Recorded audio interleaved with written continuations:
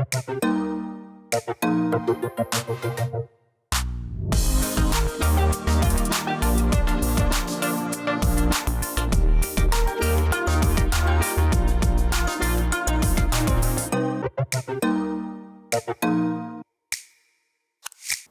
you for joining us. I'm Naiba Reynoso. Ahead, helping small businesses thrive, plus the art of good health in stressful times. But first, the Department of Children and Family Services celebrated the high school graduation of 156 foster youth at the Walt Disney Concert Hall. For over 30 years, the department has celebrated the resilience of these young adults to stay focused and accomplish their academic dreams. Here's more.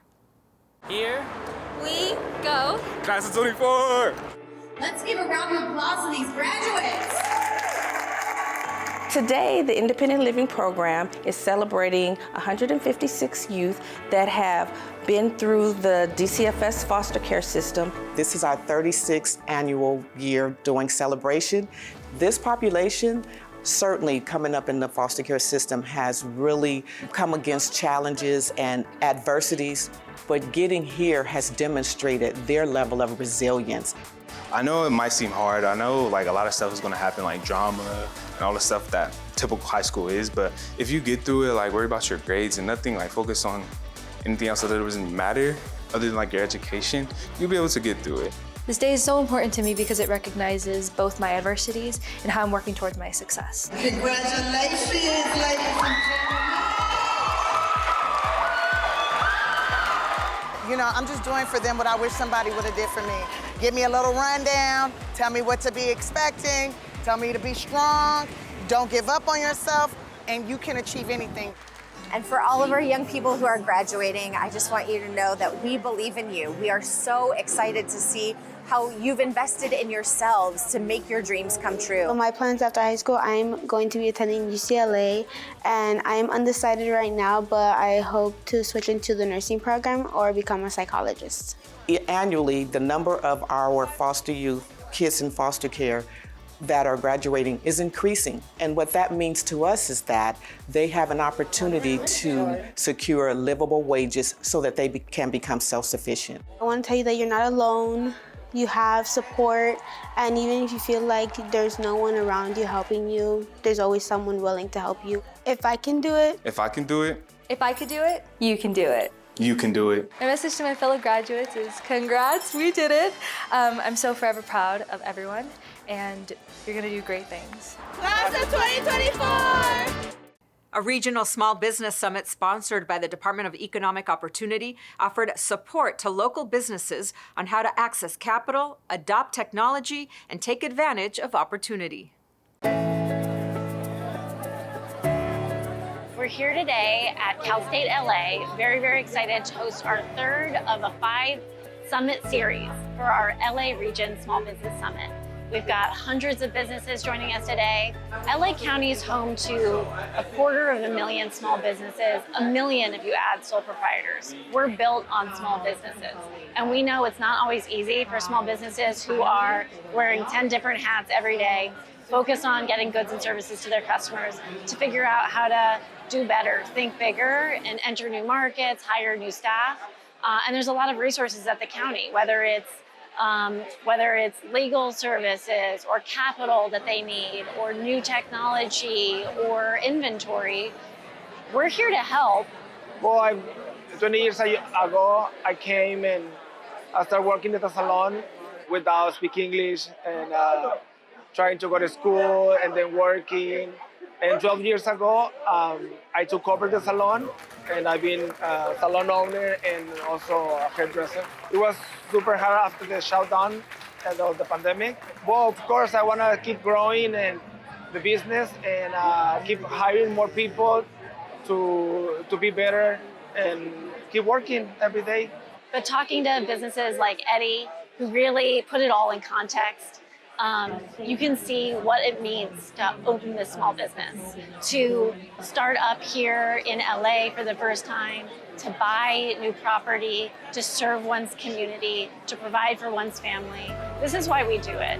We're encouraging folks to check it out at lacountyemi.com. You can sign up to learn more about how to connect to this $25 million investment today.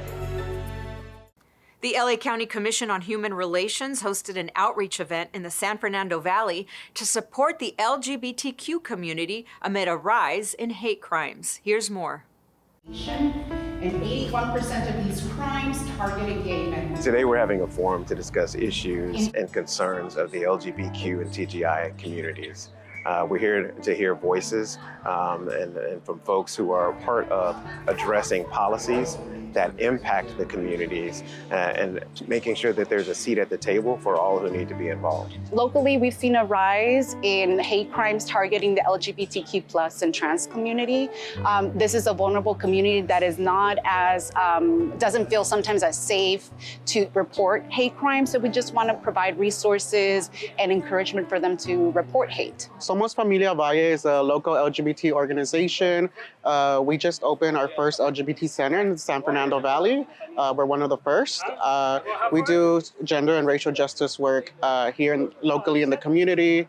We also work with partners to really combat hate and really step up and show out for our community, especially when it comes to LGBT needs. So we've been organizing for the last 10 years, really creating events, programming, and hosting the annual San Fernando Valley Pride. These forums are so important because myself personally identify as an Afro-Caribbean transgender woman, and the fact that we are oftentimes, we're victims of hate crimes. We are also victims of other forms of violence and workplace harassment. And so when we create environments like this to discuss hate, when we create environments to discuss the targeting and the violence and discrimination, I want to be there. I want to make sure that the community knows that our trans community members are present. We're not going anywhere. Our mission is to collaborate across boundaries of difference to advance equity. And we do that in many different ways, from our transformative justice team to our hate documentation team, our training team. We work to facilitate and educate people in different topics related to diversity, equity, and inclusion, and basically stop hate and interactions, build positive interactions between human beings and communities. Diet and exercise may hold the keys to longevity, but so can participation in the arts, according to experts who discussed the power of artistic expression to maintain well-being.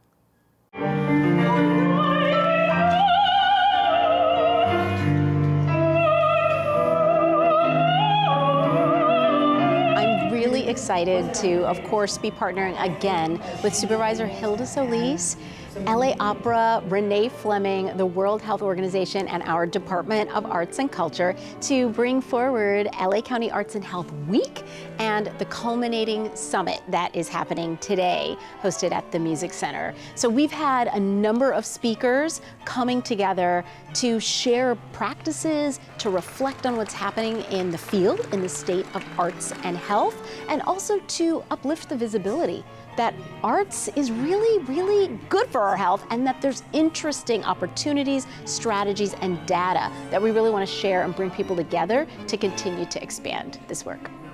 I think that this is a critical time right now because it is so exciting, the work that we're hearing coming out of the communities.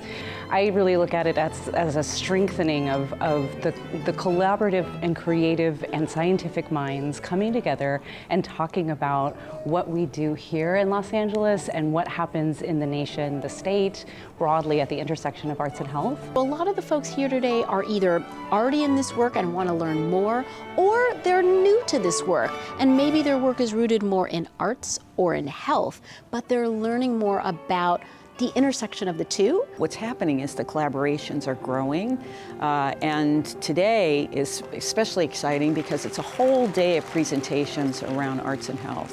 The idea is to have the arts embedded in healthcare, definitely back in education, and available for everyone. You know, it's so much about equity as well. We see every day the opportunity that our community has, not only to address their health, like diabetes or high blood pressure, but connect to themselves and to their well-being through the arts, through performing arts, through workshops, through painting, through gardening. When you learn that people who have to have an overnight stay in a hospital, if they can see art or nature from their hospital room, they recover up to 1 day faster. You do the math on the return on investment of having more art. So now we've got data backing up that people literally recover faster. So it's all these different puzzle pieces that help us see more and more how powerful this is in all these different ways. And so that's really what we're looking to expand upon.